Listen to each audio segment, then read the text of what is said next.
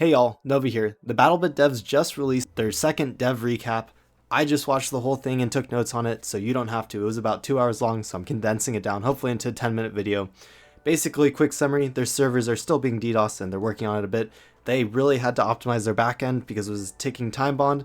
They're really working on getting a dedicated anti-cheat team, and then they're also trying to get more content into the game, but it's rough because Okie Dokie, the lead developer, is working so hard on the technical support stuff that he hasn't really been able to add new content into the game. So let's get right into it. It was only Larry and Oki today. The other guy, the map designer, the architect, wasn't there. Basically, Oki said he spent around 4 days optimizing their player database because as more players joined the game, their database started to fill up, and then this caused it to slow down. So this is like your progression, stuff like that in the database, saving all the player stats and all that. And basically, he called it a ticking time bomb, and he said it was hard to keep the game up and running and also work on this progression database, and that the easy way would have been to take the servers down, but he didn't want to just because I'm sure it's because his game is going so well.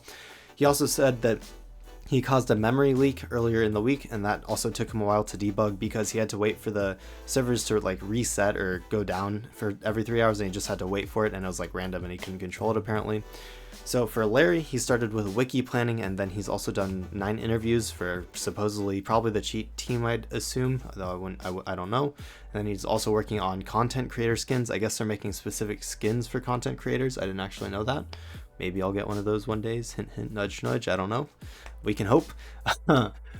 Okay, so they said that there was a progression loss bug where if you left a server and then joined another server without giving time for their statistics queue to update their database, so if you didn't give their database time to update with like the progression you got from the server you were just in, and you would join the new server with all your old stats and without the unlocks that you got from just playing the server that you were in before. So basically, you did get it. It's just their stat, like there's a queue for uploading stats to their database, right? Because their database doesn't have infinite speed, and if you joined a server too fast, then you wouldn't have your progression. So he said that I think that they basically, I don't know if they fixed this or what, but basically they said, at least said they were working on it. And I think the optimization probably fixed this issue. So you didn't actually lose your progression. It just looked like it.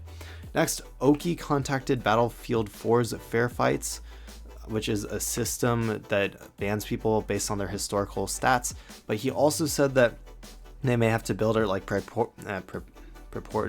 why can't I speak? Proprietary system for collecting their own data to decide whether cheaters are cheating or whether players are cheating or not, because players in this game, they'll do really bad, like, and then they'll find like a flank, or they'll start using drones and stuff, and basically these will really boost their stats up into a spike, and normally spikes like that suggest that someone's cheating, but in BattleBit, because of the chaos, these spikes can happen naturally, and thus it'll get false positives, which false positives are a lot worse than having cheaters in the game. At least personally, I would rather have more cheaters than false positives. So next, they said that Oki is working on a couple of different products for catching cheaters and is still working on building the anti-cheat team, as I said before. So, you know, if you know anti-cheat stuff, maybe reach out. I don't know. He said that one good thing is you can't make money off of cheating. You know, like Tarkov, there's the RMT market. It's pretty crazy because, you know, they'll make their money back in a single day just from cheating, and then they can just buy another account. But they said there was no way. I think you could probably make money from boosting people's accounts, but boosting does take a long time, so it's probably not. I mean, I don't know. I don't know how the economy works in the lower income countries where it may be worth it or not. So that's not really for me to say, but I do think that maybe boosting is a way people can make money. But other than that, it is really nice that there's not like an RMT market or anything like that. They also said that cheaters are able to get cheap accounts because they get them from Turkey, where it's apparently like $7 for an account. And then Oki said that if you are rage cheating, you will be banned, and that they are currently focusing on ways of banning cheaters who keep a low profile because it's a lot harder to tell. But he did say that, you know, if you're rage hacking, you'll definitely get banned, which that's good. Hopefully you don't see too many rage. I've personally never seen a rage hacker in my games. I definitely seen a couple of shady people, maybe with, you know, a little bit of aimbot here and there. And I actually spectated one in like one of my last live streams, which, by the way, if you haven't checked them out, I usually stream from 10 p.m. to 1 a.m. Every day. So if you want to come check me out, I always interact with chat. I love talking to people. So feel free to drop by. I'm really interactive. I love talking to y'all. So stop by, say hi, you know, say what video you came through. Anyways, he said that a sound overhaul is coming. As I said in the last update video, they covered this again. Apparently, Oki and Larry are not on the same page here, because Larry still thought that Clean and Grand Thumb were going to do the audio, and now Oki is saying that he may not want them to do it because he thinks that the sounds may be, I don't like, too loud, I guess. I wasn't quite sure on this. Apparently there was some miscommunication between the two. I hope that Clean and Grand Thumb still get to do it, and then what I'm hoping is I hope Clean and Grand Thumb record the sounds and then they send it out to a professional team for mixing. I think that would be perfect. Hopefully that's what happens. They didn't seem quite clear on that during the podcast or whatever, so the dev recap. So yeah, next, this is just a fun little tidbit, but the click sound when you click deploy is actually Oki hitting his mug with a metal spoon. Basically it's just an example of how their sounds are real jank right now, which, you know, obviously I didn't need to tell you. And yeah, so that was him hitting his mug with a metal spoon, and I'm sure multiple sounds have been funny things of them recording stuff like that, and you know, the other ones are just from sound libraries online. Next, they said that they will be adding main menu music in the future. It's just not a priority right now. That is good. It's really weird. Like, even the first time I got into the game, not having any main menu music is just like, it feels like there's something missing. I don't know. There needs to be some just like even like really chill music in the background. I think it should be more of a priority, actually. I think it would help. If they got like the right kind of music, it could really put you in the mood to get that like tactical, like slow, well, also fast gameplay. You know, it could be good. I hope they get the right mood, stuff like that. Apparently Larry did some touch-ups on vehicles, so you should start to see more gauges like on the dashboard, specifically Humvees, and he said he'll be adding radios and other gadgets in the coming weeks.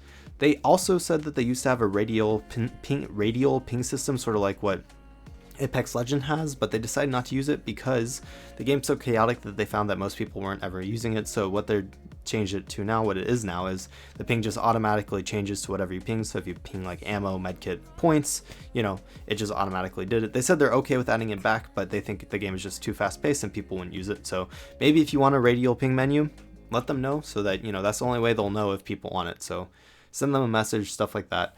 Okay, they said that this is amazing. Supports will be able to see who needs ammo in the future. He didn't make it clear whether they'd be able to right click with like ammo crates like medics are, but I really hope that they are, or something close to that. I think that would be a wonderful change. They said they were a little bit worried about like maybe having multiple supports with being able to shoot like infinite bullets, you know, but they still have to reload. I mean, I think it would be fine. And, you know, snipers can still one-shot them, and it takes a while to revive them, so I don't think it'd be an issue. I really hope they change that. But at least they're making it so supports will be able to see who needs ammo. Next, just some statistics that they went over. Their Discord has surpassed 200k members, which is absolutely insane. They had a concurrent player count this week of around 60k max, and then their lower player count never dropped below 25,000, which is wonderful player numbers for a third week of the game being live. That is absolutely nuts.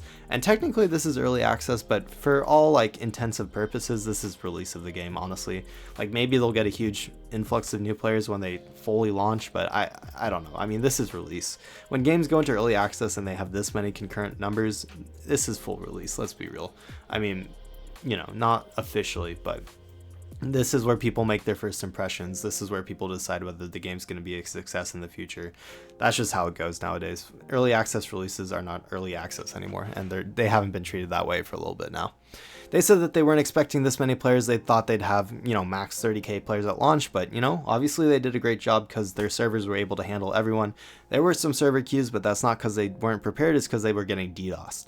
Next, they've been in the top 5 for top sellers on Steam for 3 weeks straight. That's absolutely insane. You know, that money is offset by how much their servers cost, and I stand corrected. I swear I heard them say that it costed them 6 digits a month for server costs. In this devcast, they said it cost them like 50k a month. So I'm confused now. I don't know which number is correct, because I swear if you go back and listen to the first one, all 2 hours of it, they say multiple times that was six digits per month. So I don't know what's going on with that, but anyways, they're planning on hiring a dedicated server person because Oki wants to 100% focus on developing the game, which totally makes sense. Then also, this is sort of on the side, but apparently they used to have an Ace of Spades mode in development, and they're planning on releasing it as an event in the future, hopefully. And basically, if you don't know, Ace of Spades sort of looks like, from what I could tell, I never played the original game, but you put down blocks, and like if you shoot blocks, the blocks disappear, and it's just like a standard, like, it looked like you captured like domination, but you're able to like build, so, you know, sort of Fortnite-ish, I guess, but just like single blocks voxel stuff. So it had more building than the currently thing, and I don't know if there's a limit to how many blocks you can put down, but it looked cool. They said they're gonna mess around with it, and they're definitely thinking that They'll let community servers host it in the future. That they don't know if they'll ever add like official servers for it though, because they don't want to confuse people on like what the actual official game modes of the game is. They're also thinking about allowing people to import their own maps for their own community servers, which I think is really cool. It'd be hella dope to be able to make your own map for a community server. And they're also planning on adding Capture the Flag as a game mode as well in the future. I wasn't clear on whether this was only for community servers or for also like as an official game mode. I think Capture the Flag would be really fun as an official game mode actually, so I hope they add that. Just, you know, makes you feel like if you capture that flag, you're gonna feel great. So, and then they were also thinking as an event, thinking about doing a 127 like free-for-all, so that would be pretty insane. They said it'd be, I don't know, Oki didn't seem too happy about it. Larry wanted to try it, so do with that what you will.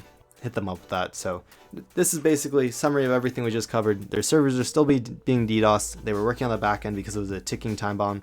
They're working on getting a dedicated anti-cheat team so that Oki can focus on more on the game development and less on the technical side of things. And then they really want to get more content into the game and add more rewards to Prestige specifically actually. So I had a suggestion for prestiging. Why not permanently unlock one weapon of choice when prestiging? You know, maybe you could just unlock your favorite weapon so you can use it to grind up instead of having to go through the, you know, really dull grind of going through all the weapons again. I'm not looking, I don't know if I'm ever going to prestige. I'm being honest, it'd take a lot to get me there once I have all the weapons unlocked. Of course, that's personally because partly I need to have the weapons unlocked for content, stuff like that. So I don't know. We'll see if I ever prestige. I don't know. Of course, that would make good content in of itself. But anyways, I digress. That is the devcast, the second one that they've done. I'll be continually making them for the future. If you want to catch the next ones, if you like this form of content, subscribe. I'll be posting one each week after they post theirs as soon as I can. I'm getting this up the same day that they posted theirs, so I try to get it up pretty quickly. And yeah, guys, if you enjoyed this video, please hit that like button. Let me know in the comments below if I should keep doing these.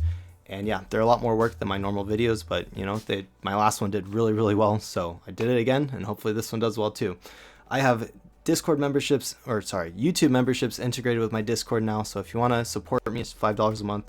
I really, really appreciate it. Just got my second member. I can shout them out right now. I have a guy named Professor Oak. He hangs out in my live streams all the time, so he's a real G.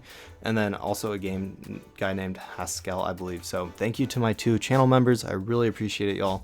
Helps me out so much, so thank you so much. I don't know if I've said this before, but all the money I get that supports my YouTube channel goes to making more content.